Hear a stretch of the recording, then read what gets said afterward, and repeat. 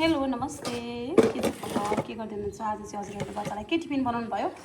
म चाहिँ daily basis मैले चाहिँ अब सधैँ एक्स्ट्रा सधैँ डेली एउटै खालको कहिले पनि टिफिन बनाउँदिनँ, किनकि सधैँ एकै नास भयो भने हामीलाई पनि त खाना मन लाग्दैन, त्यस्तै बच्चाहरूको पनि खाना मन लाग्दैन होइन। मलाई चाहिँ त्यस्तो लाग्छ, न मेरो सोचाइ गलत हो न के हो होइन। आज चाहिँ मैले त्यस्तै मेरो बच्चाहरूको जिब्रोलाई एकदम मध्यनजर, उहाँको टेस्टलाई मध्यनजर गरेर आज चाहिँ मैले सुजीको, सायद यसलाई बिस्किट भने नि भन्नु, यसलाई खजुरी भने नि भन्नु, मैले चाहिँ आज मेरो बच्चाहरूलाई खजुरी बनाइदिएँ होइन।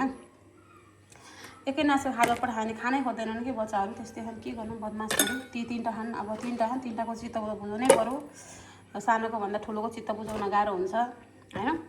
मेरो चाहिँ आज तिनवटा बच्चाको लागि, मेरो बच्चाहरूको लागि खजुरी नास्ता भयो होइन। यो चाहिँ खाना भयो भान्जाको लागि।